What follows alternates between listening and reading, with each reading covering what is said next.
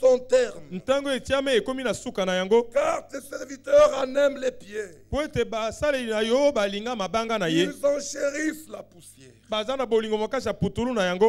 Alors les nations craindront le nom du Seigneur. Et tous les rois de la terre ta gloire. Oui, au verset 17, il engage quelque chose. Il dit oui. C'est oui, c'est une décision. C'est un arrêt de Dieu. C'est la même chose dans Ésaïe, là où il dit oui, ce que j'ai décidé arrivera. C'est pourquoi dans Corinthiens, Paul dit toutes les promesses de Dieu sont oui. Et non seulement oui, mais elles sont aussi amen par nous. Alors là, le psalmiste dit oui, le Seigneur rebâtira Sion. Il se montrera dans sa gloire. Ainsi dit le Seigneur. Voilà pourquoi dans Acte 3, à partir du verset 19, il dit que Jésus doit être regardé au ciel. Au temps du rétablissement des péchés. Cette écriture ne touchait pas le temps des apôtres. Cette écriture touchait notre temps. Parce que réellement aujourd'hui, avec nous, Dieu restaure son église. Dieu rebâtit son église. Parce que la perfection ne pouvait pas avoir lieu sans nous. Hébreu 11, Paul dit ceci. Nous lisons Hébreu 11. Au verset 39, Paul parle en deux. Nous même commençons par le verset 38.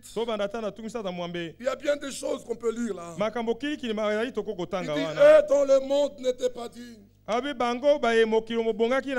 dans les déserts, et les montagnes, dans les cavernes, et les antres de la terre. Tous ceux-là, à la fois desquels il a été rendu témoignage, qui n'ont pas obtenu ce qui leur était promis. Pourquoi, frère? Dieu ayant en vue quelque chose de meilleur pour nous. Ah, vous êtes dans le nous aussi. C'est pas possible. Dieu ayant quelque chose de meilleur pour nous, afin qu'il ne parvienne pas sans nous à la perfection. Alors qui est privilégié? C'est vous. Alléluia. Amen. L'église ne pouvait pas être achevée sans nous. Et maintenant, tant que nous sommes là, nous pouvons dire avec le psalmiste, oui, le Seigneur rebâtira. Ne méprisez pas. Ne méprisez pas. Moi et Bandelia Motaou, ne méprisez pas les frères. Ne parlez pas en mal de ne vous jugez pas les frères.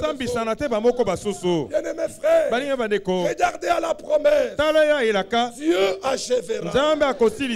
Dieu fera ce qu'il a décidé. Ça ne dépend pas de vous. Ça ne dépend pas d'un prédicateur. Romains 9 dit, cela ne dépend ni de celui qui court, mais de Dieu seul. Croyez-vous que ça dépend de Dieu? Alors si ça dépend de lui, faites-lui confiance. Dans Ruth 3, le chapitre 3, à partir du verset 18, souvenez-vous de ce qui s'est passé. Naomi est revenue avec sa belle-fille.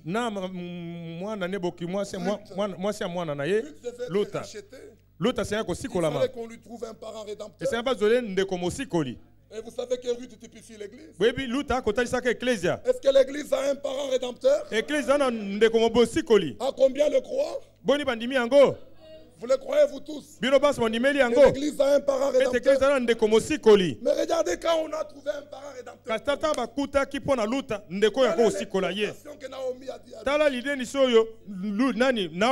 Il lui dit, ma fille, sois tranquille.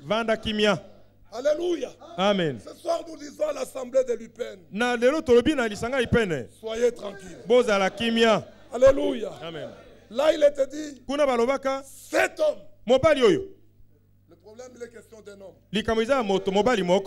Nous prêchons l'homme. Nous ne prêchons pas un homme. Nous prêchons l'homme. Il y a des gens qui disent, oh, vous suivez un homme. Ça dépend de l'homme qu'on suit. Nous ne suivons pas l'homme de Krefeld. Nous ne suivons pas l'homme de Kentucky. Mais nous suivons l'homme de Nazareth. Alléluia. Amen. C'est celui que nous suivons. Parce que le salut est venu de lui. Amen. Amen. C'est lui notre parent rédempteur. Oui. Et alors quand Naomi a vu, il y avait un homme qui était disposé à racheter Ruth. Elle dit à Ruth, sois tranquille. Jusqu'à ce qu'on sache comment finira la chose. Car cet homme ne se donnera pas du repos. Qu'il n'ait fini cette affaire aujourd'hui. Et nous n'avons qu'un seul jour. C'est aujourd'hui. Si vous entendez sa voix, n'endurcissez pas. Que Dieu vous bénisse. Croyez-vous que lui ne se donnera pas du repos? Il a dit pas à tout le monde. Dans Jean 14. Que votre cœur ne se trompe. Croyez en Dieu. Il y a plusieurs demeures. Si cela n'était pas, je vous l'aurais dit.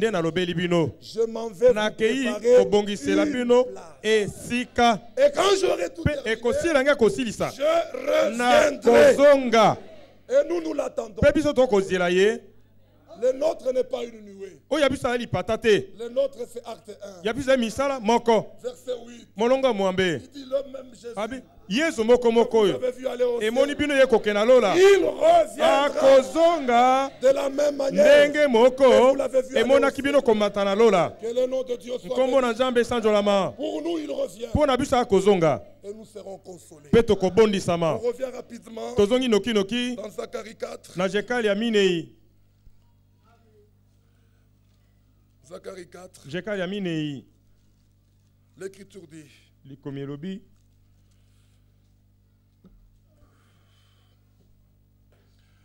Au verset 7e, on continue là-bas.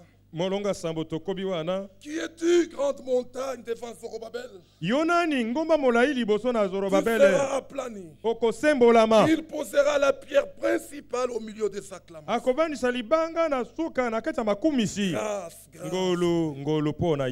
Verset 8. La parole du Seigneur me fut adressée ainsi. Les mains de Zorobabel ont fondé cette maison. Et ses mains, pas les mains d'un autre, mais ses mains l'achèveront. Ésaïe 53 dit, l'œuvre du Seigneur prospère entre ses mains. Alléluia. Amen. Voilà pourquoi nous sommes certains de l'achèvement. Et l'Écriture dit au verset 10, nous pouvons maintenant nous adresser à ceux qui méprisent l'Église, ceux qui parlent mal de l'Église, ceux qui ne voient rien au milieu de l'Église. Nous allons vous donner quelques équipes plus rapidement. Car ceux qui méprisaient le jour des faibles commencements, ils se réjouiront en voyant le niveau dans la main de Zorobabel.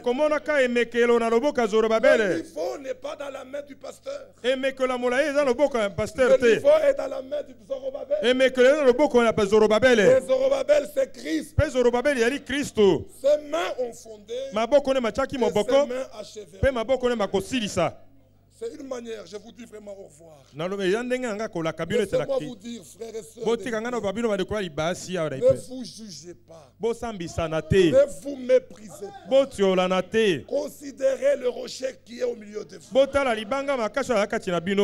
À cause du rocher, Dieu vous voit parfait.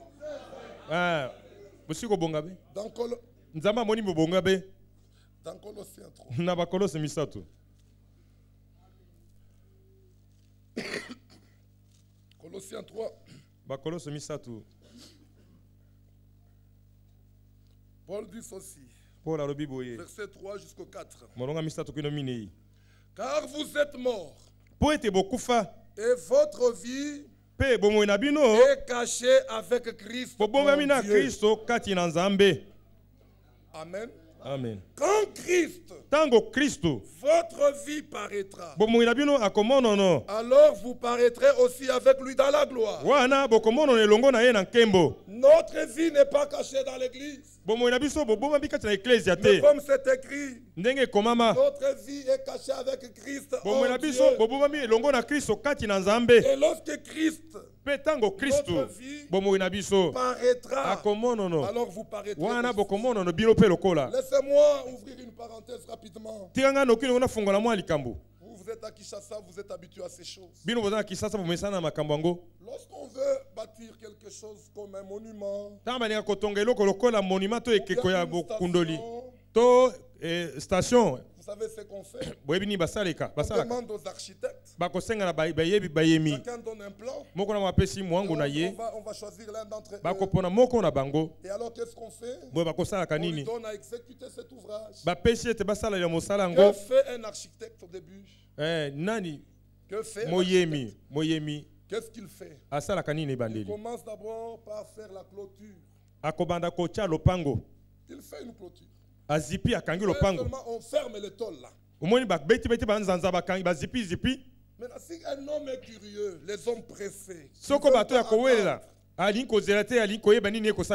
ils vont on fait la clôture là. Qu'est-ce qui se passe à l'intérieur? Voyez bien aimé, il va chercher à ouvrir. Il regarde. Il ne voit rien. Il va traiter ces gens-là de parce que lui ne voit rien. Mais cependant l'architecte, lui quand il vient, lorsqu'il voit déjà la clôture, il dit le plan est déjà en marche. Le plan est déjà en marche. Et alors quelques jours après, on commence les fouilles. On fait les fouilles. Les curieux qui veulent toujours voir. On fait seulement des trous là. Il se plaint pourquoi? Parce que lui n'a pas le plan. Et il n'a pas le programme de l'architecte. Est-ce que vous comprenez bien? Alors il commence à se plaindre. Cet homme passe le temps pour rien. Nous voulons voir ce qu'il fait. Si vous voulez voir, soyez patient. Soyez patient. L'architecte terminera son plan.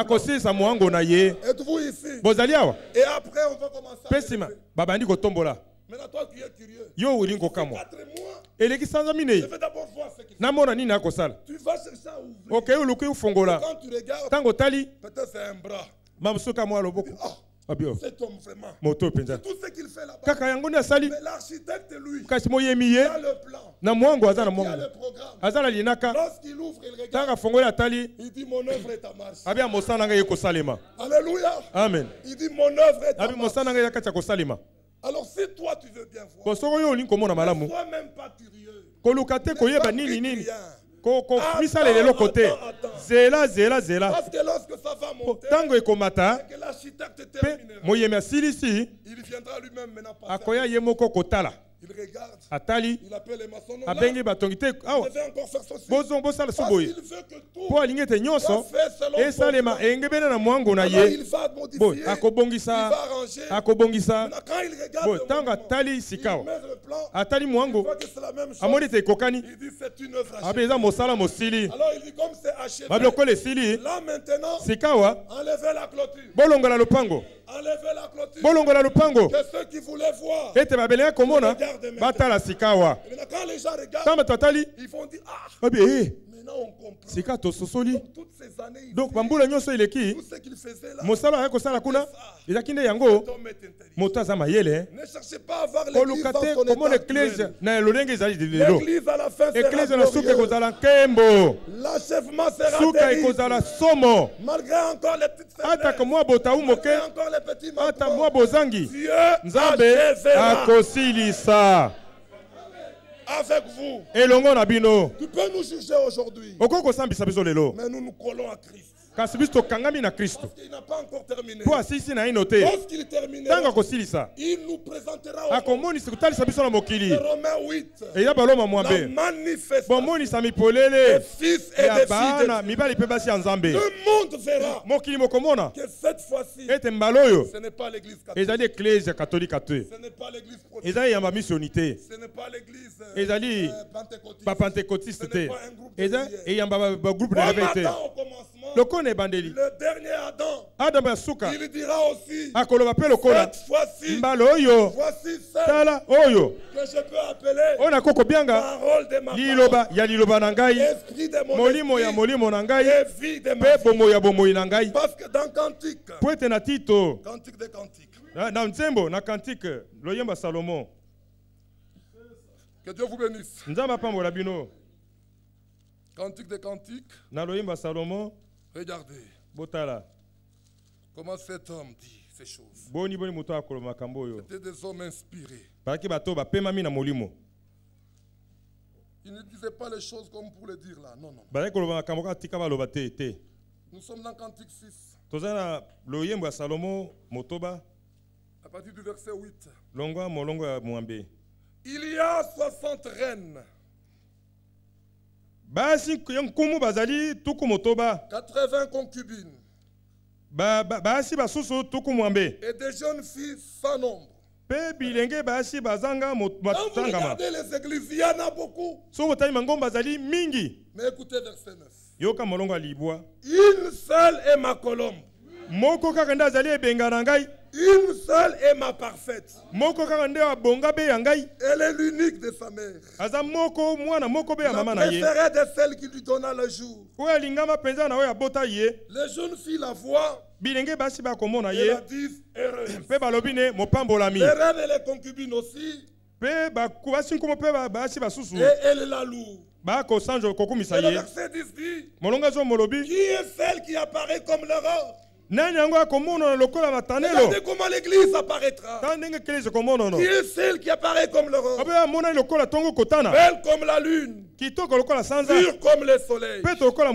Mais terrible comme des troupes. Sous leur bannière. Ça c'est l'œuvre de Dieu à la fin. Ne méprisez pas les faibles commencements. Ne vous jugez pas. Bien-aimés, tant que vous voyez un frère être accroché à la parole, ne regardez pas à ses faiblesses. Regardez à celui qui l'a appelé. Lui là est fidèle.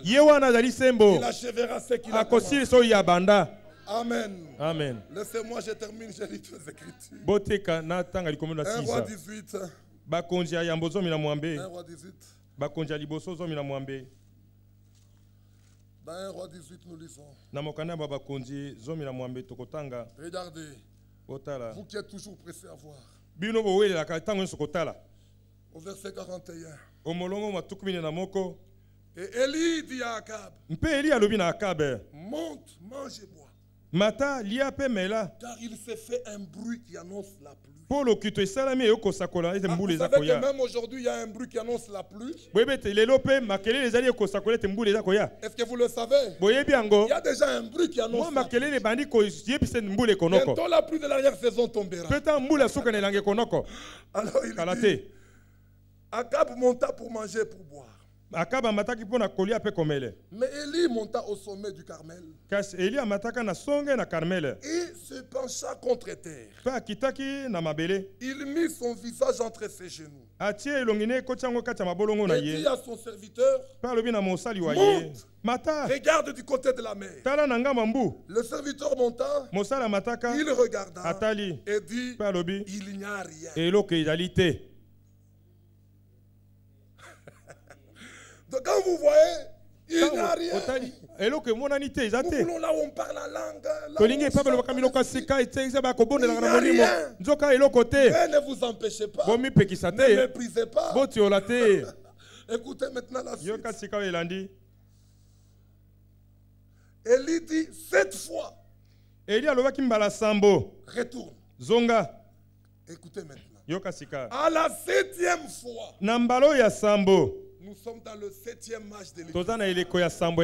À l'achèvement. Nasuka. À la 7e fois, il dit, voici un petit nuage qui s'élève de la mer et qui est comme la paume de la main d'un homme. Écoutez, Élie a vu juste un petit rien là. Oh, bien-aimé. Élie dit, monte. Il dit à Akab, attends et descends. Afin que la pluie ne t'arrête pas. Regardez la manière aujourd'hui comment Dieu utilise ses serviteurs. Vous sentez qu'il y a quelque chose que Dieu veut faire. C'est le temps pour vous de vous atteler. C'est le temps maintenant de revenir à Christ. C'est le temps maintenant d'entrer. Parce que bientôt il ferme. Maintenant écoutez. Verset 45.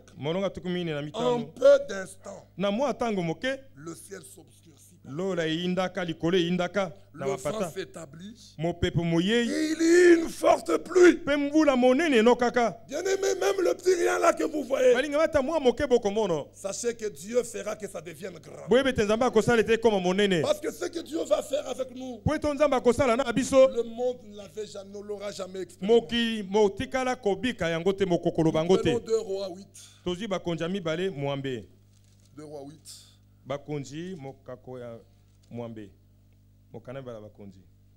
Écoutez. Nous sommes dans 2 Rois 8. Verset 3.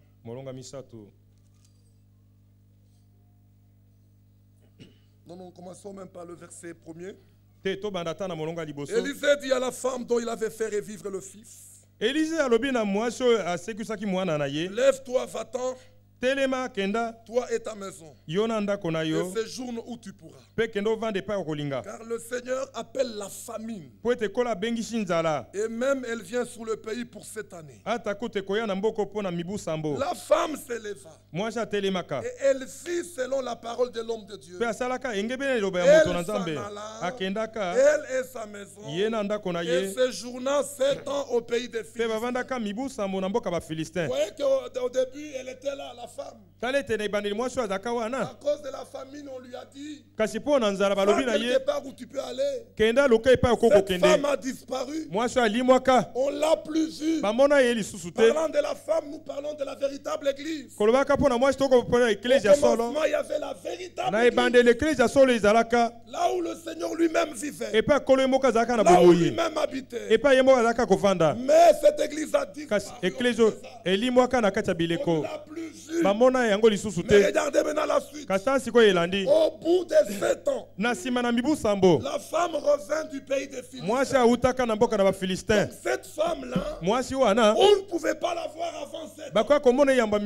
Cette église véritable, on ne pouvait pas la retrouver. On ne peut la retrouver qu'après 7 ans. C'est-à-dire à la fin, c'est-à-dire à la 7e année. Nous sommes dans le 7e âge de l'église. L'église était au premier. Elle a disparu. On n'a plus rien vu. Mais il y avait une promesse que cette église reviendra 7 ans après. Voilà pourquoi ici, écoutez bien comment ces choses sont bonnes. Au bout de 7 ans, la femme revint du pays des Philistins et elle alla implorer le roi au sujet de sa maison, de son champ. Le roi s'entretenait avec Géasi, serviteur de l'homme de Dieu. Et il disait, raconte-moi, je te prie, toutes les grandes choses qu'Élisée a faites. Et pendant qu'il racontait au roi comment Élisée avait rendu la vie à un mort, la femme dont Élisée avait fait revivre le fils vint implorer le roi au sujet de sa maison Géasi dit au roi, mon Seigneur, voici la femme. Bien-aimé, très bientôt, cette église paraîtra. Très bientôt, nous serons plus faibles. C'est une promesse, on va le lire dans Isaïe 63. Écoutez, l'Écriture dit, Élisée dit, voici la femme, et voici son fils qu'Élisée a fait revivre. Le roi interrogea la femme. Et elle lui fit le récit. Écoutez bien, frère. Puis le roi lui donna un eunuque auquel il dit, fais restituer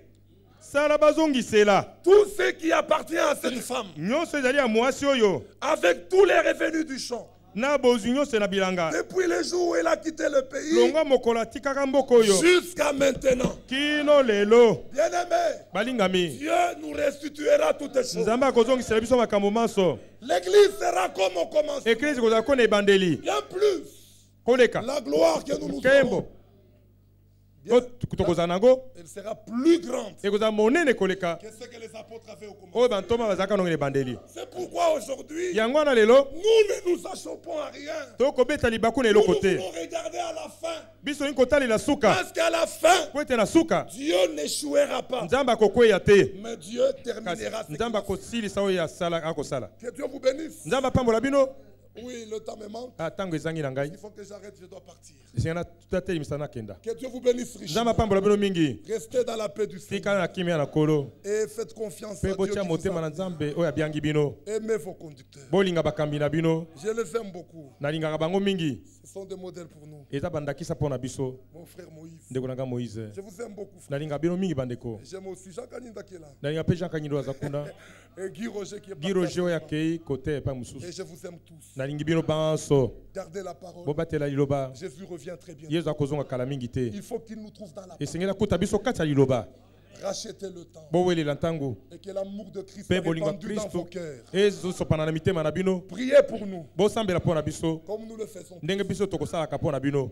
Amen. Amen. Nous vous disons au revoir. Restez dans la paix du Seigneur. Que Dieu vous bénisse. Est-ce qu'on peut aller saluer les frères? Merci.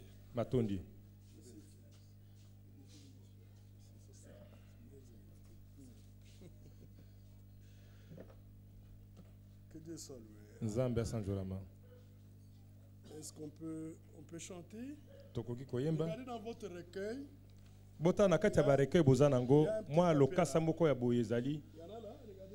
Bota la soki ezali kuna.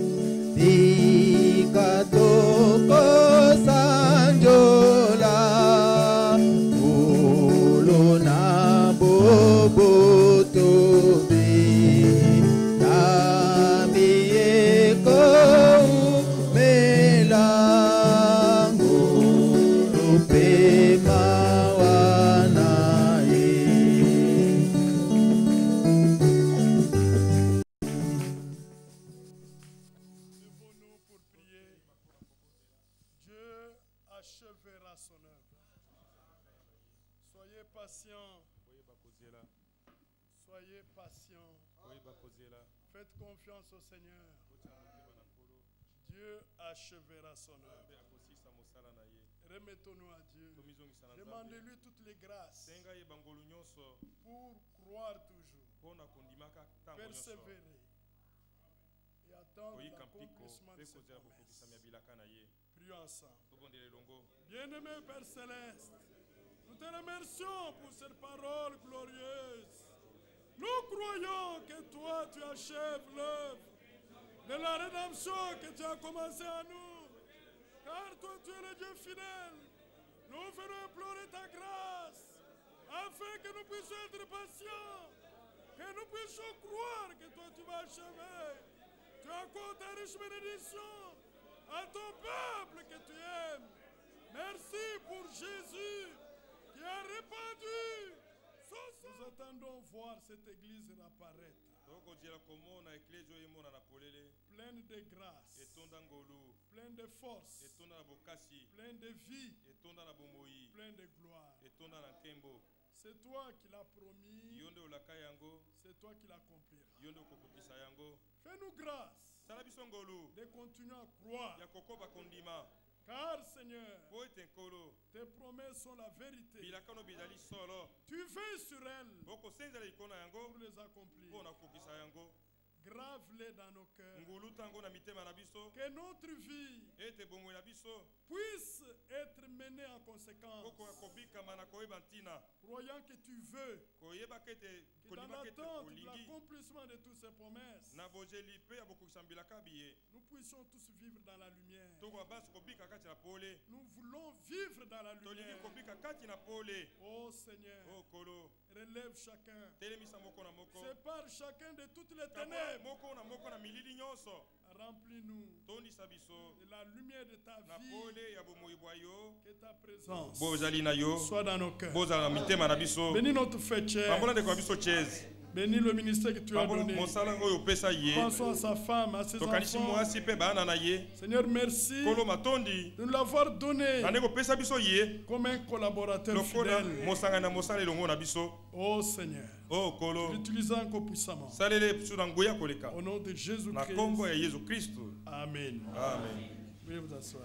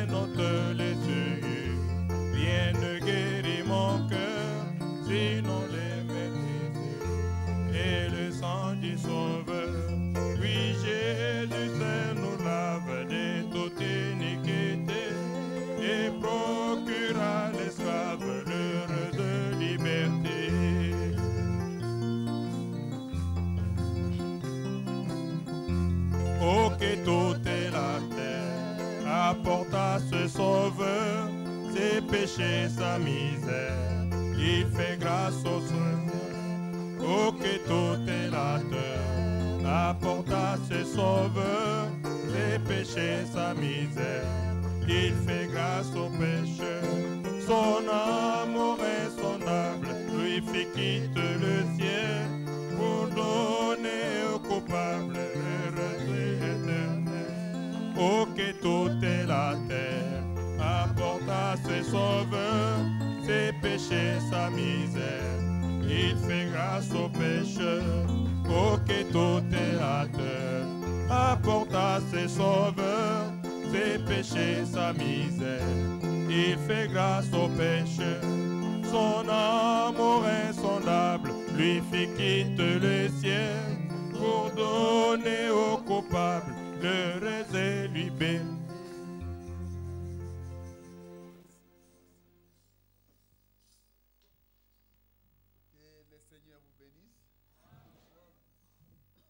Je crois que j'avais déjà transmis fournit les salutations des frères de New Delhi. Pour ceux qui étaient là pendant la semaine. Et pour ceux qui n'étaient pas là, les frères de New Delhi vous ont salué au nom du Seigneur Jésus-Christ. Nous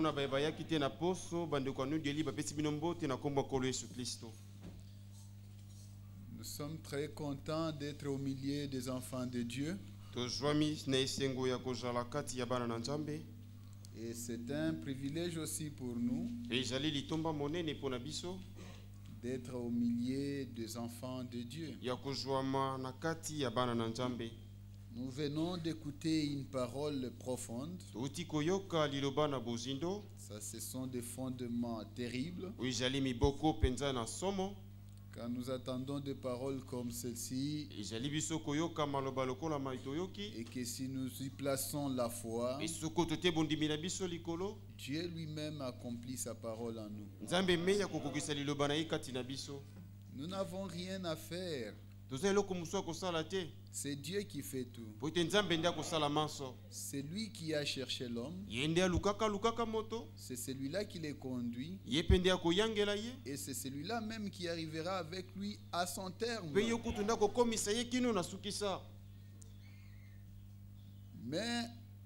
il y a quelque chose que l'homme doit faire.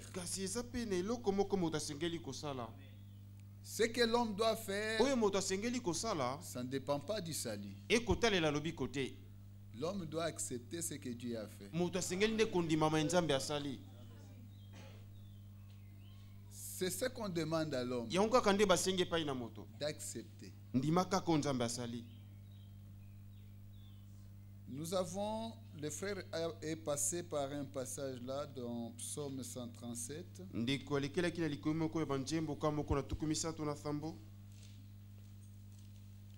Il a parlé des enfants d'Israël qui étaient dans la captivité. Nous allons lire ça.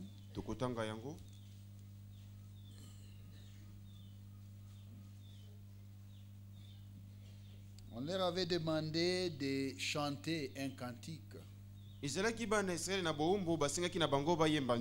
à un endroit qui n'était pas le leur. Parce que ces enfants-là devaient rendre culte agréable à Dieu en Sion, pas en dehors de Sion. Donc il fallait d'abord qu'il soit en Sion. Nous lisons ça. C'est le verset 4. Il disait: comment chanterions-nous les cantiques de l'Éternel sur une terre étrangère? Si je t'oublie, Jérusalem, que ma droite m'oublie, que ma langue s'attache à mon palais. Et si je ne me souviens pas de toi, si je ne fais pas de Jérusalem le principal sujet de ma joie, Éternel, souviens-toi des enfants d'Édom, qui dans la journée de Jérusalem disait: rasez, rasez jusqu'à ses fondements. Ces enfants d'Israël se reconnaissaient d'abord comme étant les enfants de Dieu. Ce n'est pas parce qu'ils avaient voulu. C'était parce que leur père a été choisi. Abraham. Dieu a appelé Abraham dans son pays. Il a appelé Abraham et il a changé son nom. Pourquoi? Parce que Abraham a accepté ce que Dieu a demandé. Si Abraham était resté dans son pays, ce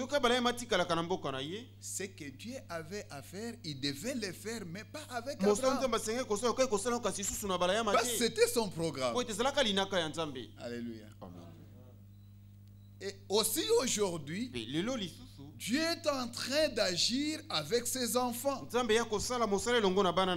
là qui acceptent ce que Dieu a fait pour eux. Il ne le fait pas avec n'importe qui. Il le fait avec ceux-là qui acceptent. Ceux-là qui étaient prédestinés bien avant la fondation. Parce que Jésus en venant, il a dit, de ce que le Père m'a donné, je n'en ai perdu aucun. Aucun de ce que le Père lui a donné, il n'en avait perdu aucun. Alléluia.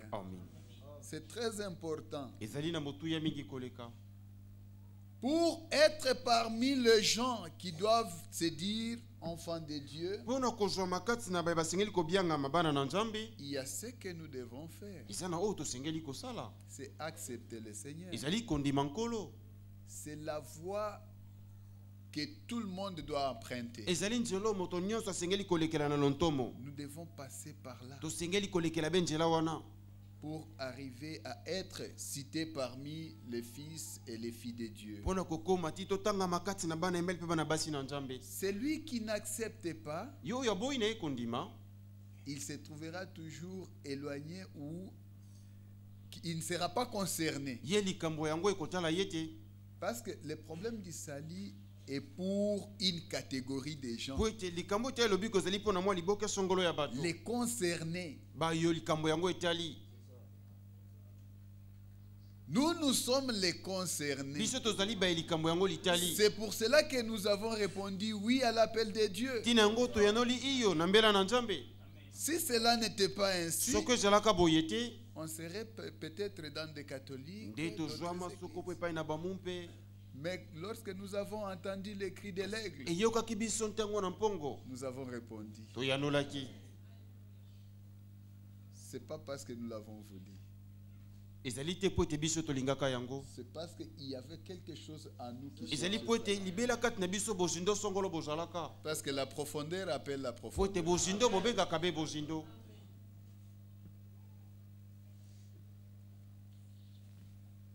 Nous sommes enfants de Dieu, pas aujourd'hui. C'est depuis la fondation du monde. Dieu nous a prédestinés à être ses enfants d'adoption. Et il nous a précisé dans cet âge-ci. Cet âge. Il nous a choisis afin que nous portions cet étendard-là de vainqueurs. Nous sommes des vainqueurs dans cet âge. Parce que l'homme aujourd'hui, il voit ce qui est passé. Et il veut se placer dans ce que Dieu a fait avec les gens dans d'autres temps. Nous ne voulons pas être comme cela. Nous sommes de ceux-là qui sont participants. Nous sommes des acteurs aujourd'hui. Étant acteurs aujourd'hui, nous devons être rassurés que réellement nous sommes enfants de Dieu. Mais comment l'être?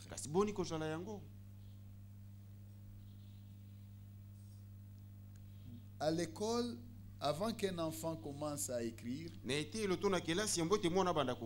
on commence d'abord par l'alphabet. On commence par l'apprendre comment on commence l'alphabet de A jusqu'à Z. Même des lettres, on commence par 0 jusqu'à nombre.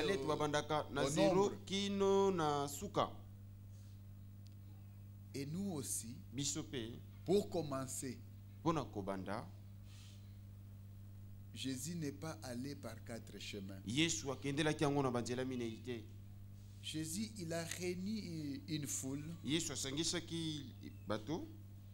Et dans cette foule, il a parlé. Il leur a donné des instructions qui pouvaient les amener à être participants.